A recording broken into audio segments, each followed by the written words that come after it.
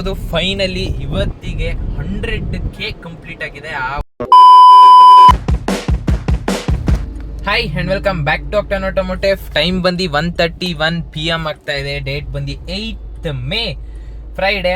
So ಇವತ್ತಿನ plan ಏನು ಅಂದರೆ ಒಂದು ಪ್ರಿಪ್ರೇಷನ್ ಬ್ಲಾಗ್ ಕೈಂಡ್ ಆಫ್ ಅನ್ನೋದನ್ನ ಈ ವಿಡಿಯೋಲಿ ನೋಡ್ತೀರಾ. So we are going for a road trip. ಆದ ಕಾರಣ ನಮ್ಮ ಸ್ಕೋಡಾನ ಸ್ವಲ್ಪ ಪ್ರಿಪೇರ್ ಮಾಡುವಂಥದ್ದಿದೆ. ಸೊ ಏನೇನು ಮಾಡಿಸ್ತೀನಿ before going for a trip ಅನ್ನೋದನ್ನ ಈ ವಿಡಿಯೋಲಿ ತಿಳಿಸ್ಕೊಡ್ತೀನಿ. This is going to be a very long trip till now. So hoping for best. And ಇದ್ರ ಜೊತೆಗೆ ನಮ್ಮ ವೆಂಟೋ ಕೂಡ ಆ್ಯಡ್ ಆಗುತ್ತೆ. It will be a family trip, not any friends. So blog ಕೂಡ ಮಾಡ್ತೀನಿ, ತಿಳಿಸ್ಕೊಡ್ತೀನಿ. ಆ್ಯಂಡ್ ಜಾಗ ಎಲ್ಲಿಗೆ ಹೋಗ್ತೀನಿ ಅಂತ ವಿಡಿಯೋ ಕೊನೆಯಲ್ಲಿ ತಿಳಿಸ್ಕೊಡ್ತೀನಿ.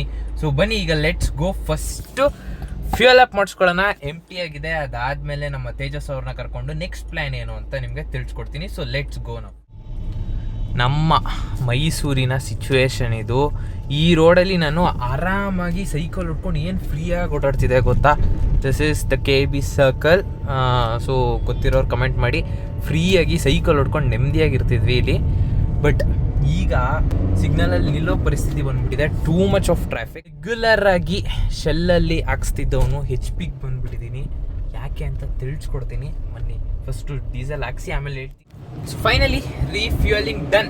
ಸೊ ನಾನು ಯೂಶ್ವಲ್ ಆಗಿ ಆಲ್ವೇಸ್ ಶೆಲ್ ಪೆಟ್ರೋಲ್ ಬಂಕಲ್ಲೇ ಡೀಸೆಲ್ ಹಾಕ್ಸ್ತಾ ಇದ್ದಿದ್ದು. ಆ್ಯಂಡ್ ನನ್ನ GTಗೂ ಅಲ್ಲೇ, ಆಲ್ಮೋಸ್ಟ್ ಎವ್ರಿ ಟೈಮ್ ಅಲ್ಲೇ. ಬಟ್ ಯಾಕೆ ನಾನು ಈ ಸತಿಯಿಂದ ಆ್ಯಂಡ್ ಸ್ವಲ್ಪ ಟೈಮಿಂದ ಈ ಒಂದು HP ಹಾಕ್ಸ್ತಾ ಇದ್ದೀನಿ ಅಂದರೆ, ಪೆಟ್ರೋಲಿಯಮ್ಗೆ ಹೋಗ್ಬಿಟ್ಟು ಡೀಸೆಲ್ ಹಾಕ್ಸ್ದೆ. I drove it around 10 to 15 kilometers. Car off ಮಾಡಿದೆ, ಮತ್ತೆ ಆನ್ ಮಾಡಿದೆ.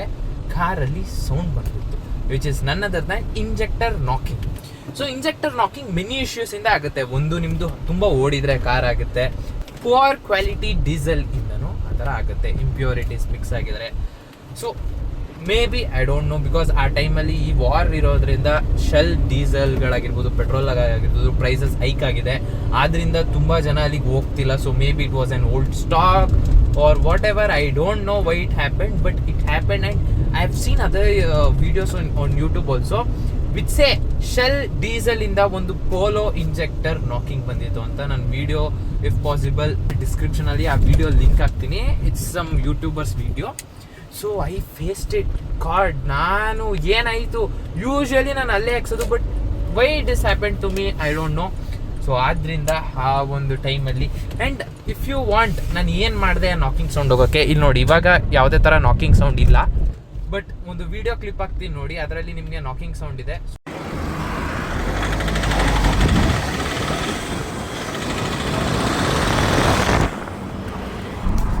ಸೊ ಅದನ್ನು ಹೋಗ್ಸೋಕ್ಕೆ ನಾನು ಏನು ಮಾಡಿದೆ ಅನ್ನೋದನ್ನ ಒಂದು ವಿಡಿಯೋ ಬೇಕು ಅಂದರೆ ಹೇಳಿ, ನೆಕ್ಸ್ಟ್ ವಿಡಿಯೋ ತಿಳಿಸ್ಕೊಡ್ತೀನಿ. ಸೊ ಇಲ್ಲಿ ನೋಡ್ತಾ ಇರ್ಬೋದು, ಫೈನಲಿ ಇವತ್ತಿಗೆ 100K ಕಂಪ್ಲೀಟ್ ಆಗಿದೆ. ಆ ಒಂದು ರೀಲ್, GT ಎಕ್ಸಾಸ್ಟ್ ರೀಲ್, ಏನು RRP ವರ್ಸಸ್ ಸ್ಟಾಕ್ ಮಾಡಿದ್ದೀನಲ್ಲ, ಡಿಫ್ರೆನ್ಸ್ 100K ಹೋಗುತ್ತೆ. ಯಾರ್ಯಾರು ಇನ್ಸ್ಟಾಗ್ರಾಮಲ್ಲಿ ಆ ರೀಲ್ನ ನೋಡಿಲ್ಲ, ಪ್ಲೀಸ್ ಚೆಕ್ ಇಟ್ ಔಟ್. ನೀವು ಏನಾರು red rooster performance exhaust GT 650ಗೆ ಅಥವಾ ಇಂಟರ್ಸೆಪ್ಟರ್ಗೆ ಹಾಕ್ಸ್ಕೋಬೇಕು ಅಂತಿದ್ರೆ ಹೋಗಿ ನೋಡಿ. ಇನ್ನೊಂಚೂರು ವ್ಯೂಸ್ಗಳನ್ನ ಕೊಡಿ. ಸೊ February 16th ಏನೋ ನಾನು ಅಪ್ಲೋಡ್ ಮಾಡಿದ್ದು. Now it is May. Very good, feeling great. ಇದೇ ಒಂದು ಫಸ್ಟ್ ರೀಲ್ ನಂದು 100K ಓಡಿರೋದು. Feeling very good about it. ತುಂಬಾ ಥ್ಯಾಂಕ್ಸ್ ಎಲ್ಲ ನಮ್ಮ ತೇಜಸ್ ಅವ್ರಿಗೆ. ಸಿಕ್ಕಾಪಟ್ಟೆ ಖುಷಿ ಆಗಿದೆ ನನಗೆ, ಏನು ಮಾತಾಡಬೇಕು. ಒಂದು ಆ ವಿಡಿಯೋನ ರೆಕಾರ್ಡ್ ಮಾಡಿದ್ದು. ಆ್ಯಂಡ್ ಅವರೇ ಕೂಡ ಈಗ ಹೇಳಿದ್ದು 100K ಆಗಿದೆ ಅಂತ. It is a very big thing for starting now. ಯಾರ್ಯಾರು ಸ್ಟಾರ್ಟ್ ಮಾಡ್ತಿದ್ದೀರಾ, ಫಸ್ಟ್ ನಾನು ವಿಡಿಯೋ ಓಡಿದ್ದು 17K. ಆಗಲೇ ಖುಷಿಯಾಗ್ಬಿಟ್ಟಿದೆ. 5K ಓಡ್ತು ರೀಲು, ಆ ಒಂದು KTM ಅಡ್ವೆಂಚರ್. ಸೊ ನನ್ನ ಪ್ರೊಫೈಲ್ ಹೋಗಿ ಚೆಕ್ ಮಾಡ್ತಾ ಇರಿ. ಒಂದೊಂದು ರೀಲು 100 ವ್ಯೂಸ್ನೂ ಕ್ರಾಸ್ ಮಾಡಿಲ್ಲ. ಒಂದೊಂದು ರೀಲು 50-14 ಸ್ಟಕ್ ಆಗಿದೆ. ಬಟ್ ಕೆಲವೊಂದೊಂದು ರೀಲ್ಗಳು ತುಂಬ ಚೆನ್ನಾಗಿ ಓಡಿದೆ. ತುಂಬ ದಿನ ಬಿಟ್ಟು ಅಪ್ಲೋಡ್ ಮಾಡಿದ್ರು ಚೆನ್ನಾಗಿ ಓಡಿದೆ. So like this it goes on. So feeling good about it. ಈಗ ಬನ್ನಿ, ಲೆಟ್ಸ್ ಗೋ. ಸೊ ಇಲ್ಲೇ ಬಂದಿದ್ದೀವಿ ವೀಲ್ ಮಿತ್ರಾಗೆ. ಇಲ್ಲೇ ಈ ಒಂದು ಅಲಾಯ್ ವೀಲ್ಸ್ ಮತ್ತೆ ಟೈರ್ಸ್ ಹಾಕ್ಸಿದ್ದು. ಸೊ ಯೂಶುವಲಿ ಲಾಸ್ಟ್ ಟೈಮ್ ಕೂಡ ಇಲ್ಲೇ ಅಲೈನ್ಮೆಂಟ್ ಮಾಡಿಸಿದೆ. ಮುಂಚೆನೇ ಮಾಡಿಸ್ಕೋಗ್ತೀನಿ. ಇನ್ನೂ ಒಂದು 1000 kilometers ಏನೋ ಇತ್ತು ಅಲೈನ್ಮೆಂಟ್ಗೆ. We are getting it done. Let's check it. And ಅದೊಂದು ಅಲೈನ್ಮೆಂಟ್ ಆಗಿಬಿಡ್ಲಿ, ಆಮೇಲೆ ನೆಕ್ಸ್ಟ್ ಏನು ಅಂತ ತಿಳಿಸ್ಕೊಡ್ತೀನಿ. ಸೊ ಫಸ್ಟ್ ಆ್ಯಂಡ್ ಫಾರ್ಮೋಸ್ಟ್ ಯಾವುದೇ ಒಂದು ನೀವು ಟ್ರಿಪ್ಪಿಗೆ ಮುಂಚೆ ಹೋಗ್ತಿದ್ದೀರಾ ಅಂದರೆ ಫಸ್ಟ್ ಫಾರ್ಮೋಸ್ಟ್ ನೀವು ನೋಡಬೇಕಾಗಿರೋದು ನಿಮ್ಮ ಕಾರ್ದ ಟೈರ್ಸ್ ಆ್ಯಂಡ್ ಬ್ರೇಕ್ಸ್. ಸೊ ಅವೆರಡೂ ನಾವು ಇಲ್ಲೇ ನೋಡ್ಕೊಬಿಡ್ತಾ ಇದ್ದೀವಿ. ಸೊ ಫಸ್ಟ್ ಕೆಲಸ ಯಾವುದೇ ಒಂದು ಟ್ರಿಪ್ ಹೋಗೋಕ್ಕಾಗಿರಲಿ, ಒಂದು ಶಾರ್ಟ್ ಟ್ರಿಪ್ ಆಗಿರ್ಬೋದು, ಎಲ್ಲೇ ಆಗಿರ್ಬೋದು, ನೀವು ಒಂದು ಔಟ್ ಆಫ್ ಸ್ಟೇಷನ್ ಹೋಗ್ತಿದ್ದೀರಾ ಅಂದರೆ make sure your tyres R perfect, because those are main. ಒಂದೊಂದು ಇಂಜಿನ್ ಫಾಲ್ಟ್ಸ್ ಇದ್ರು not at all an issue, but tyres should be perfect, it should be in good condition. So ಈಗ checking ನಡೀತಾ ಇದೆ. Already without shoes ಆಗಿಬಿಟ್ಟಿದೆ ನನ್ನ car. So alignment ಆದಮೇಲೆ next step ಏನು ಅಂತ ತಿಳಿಸ್ಕೊಡ್ತೀನಿ. ಸೊ ಇದು ಕಂಪ್ಲೀಟ್ ಆಗಿ, ಸೊ ಈ ಕಡೆ ಸೈಡು ಫಿಟ್ ಆಗಿದೆ. ಸೊ ಈ ಸತಿ ಅಲೈನ್ಮೆಂಟಲ್ಲಿ ಬ್ಯಾಕ್ನ ಫ್ರಂಟ್ಗೆ ಹಾಕ್ಸಿದ್ದೀನಿ, ಫ್ರಂಟ್ನ ಬ್ಯಾಕ್ ಹಾಕ್ಸಿದ್ದೀನಿ. ಹೋದ ಸತಿ ಅಲೈನ್ಮೆಂಟ್ ಬ್ಯಾಲೆನ್ಸಿಂಗ್ ಮಾಡಿಸಿದಾಗ ಕ್ರಿಸ್ ಕ್ರಾಸ್ ಮಾಡಿಸಿದೆ, ಅಂದರೆ front right back left and front left back left ಆ ಥರ ಚೇಂಜಸ್ ಮಾಡಿಸಿದೆ. ಈಗ ಹೀಗೀಗೆ ಲ್ಯಾಟ್ರಲಿ ಮಾಡಿಸಿದ್ದೀನಿ. ಸೊ ಇವರೇ ಹೇಳಿದ್ದು, ಬೆಟರ್ ನಾಲೆಡ್ಜ್, ಯಾಕೆಂದರೆ ಇವ್ರು ಹೇಳಿದ ಪ್ರಕಾರ ಮೇಂಟೈನ್ ಮಾಡ್ತಿರೋದಕ್ಕೆ ಟೈರ್ ಕೂಡ ಅಷ್ಟು ವೇರ್ ಔಟ್ ಕೂಡ ಆಗಿಲ್ಲ. ಸೊ ಟೈರ್ ಹಾಕ್ಸಿ ನಾನು ಆಲ್ಮೋಸ್ಟ್ ಒಂದು 10,000 ಕಿಲೋಮೀಟರ್ಸ್ ಓಡಿಸಿದ್ದೀನಿ. So still it has got very good buttons here. ಚೆನ್ನಾಗಿ ನಡೀತಾ ಇದೆ, ಯಾವುದೇ ಥರ ತೊಂದರೆ ಇಲ್ಲ. So let's see. And mud flaps ಕೂಡ ರಿಮೂವ್ ಆಗಿದೆ. ಇದಾದಮೇಲೆ ಅಲೈನ್ಮೆಂಟ್ ಮಾಡಿ ಒಂದು ಚೆಕ್ ಮಾಡಿ ಹೊರಡೋದೆ ಬೇರೆ ಕೆಲಸಕ್ಕೆ. ಫೈನಲಿ ಅಲೈನ್ಮೆಂಟ್ ಎಲ್ಲ ಆಗಿದೆ. ಸೊ 2,96,000ಗೆ ಅಲೈನ್ಮೆಂಟ್ ಮಾಡಿಸಿದ್ದೀನಿ. ಸೊ ಇದೊಂದು ನನ್ನ ನೆನಪು, ಈ ವಿಡಿಯೋಲಿ ಹೇಳಿದ್ರೆ ಅಷ್ಟಕ್ಕೆ ಮಾಡಿಸಿದೆ ಅಂತ. ನೆಕ್ಸ್ಟ್ ಸೊ ಅಂದರ್ 5,000 kilometre we are good to go, ಅಂದರೆ 3 lakh ಕಿಲೋಮೀಟರ್ಸ್ ಕಂಪ್ಲೀಟ್ ಮಾಡ್ತೀವಿ. It's all done. 600 rupees totally worth it. ಅವಾಗ ಮಾಡಿಸ್ಕೊಂಡ್ರೆ ಈ ಥರ ರೊಟೇಷನು, ಅಲೈನ್ಮೆಂಟ್ ಬ್ಯಾಲೆನ್ಸಿಂಗ್ ಜೊತೆಗೆ ಟೈರ್ ರೊಟೇಷನ್ ಕೂಡ ಮಾಡಿಸ್ಕೊಳ್ಳಿ. So uneven wear and tyre ಆಗಲ್ಲ. ಕಂಪ್ಲೀಟ್ 4 ವೀಲು ಒಟ್ಟಿಗೆ ನಿಮಗೆ ವೇರ್ ಔಟ್ ಆಗುತ್ತೆ. ಸೊ ಅನ್ಇವನ್ ಆಗಿ ನೀವು ರಿಪ್ಲೇಸ್ ಮಾಡಿಸ್ಬೇಕಾದ್ರೆ ಒಂದು ಇರಿಟೇಷನ್ ಅನ್ನೋದಿರಲ್ಲ, ನಿಮಗೂ ಬೆಟರ್ ಲೈಫ್ ಸಿಗುತ್ತೆ ಟೈರ್ದು. ಸೊ ಇಷ್ಟೂ ಶೆಲ್ಲಲ್ಲಿ ಪರ್ಚೇಸ್ ಮಾಡಿದ್ವಿ, ಕಾರಲ್ಲಿದೆ. ನಮ್ಮ ಮೈಸೂರು ಸ್ಥಿತಿ ನೋಡಿ, ಬಂಕ್ ಅವ್ರಿಗೆ ಒಂಚೂರು ಏನೂ ಇಲ್ಲ, ನೋ ಮನಿ ಫ್ರಮ್. ನಾನು ಆಲ್ಮೋಸ್ಟ್ ನೋಡ್ದಂಗೆ ಒಂದು 1 month ಇಂದ ಹೀಗೆ ಇದೆ.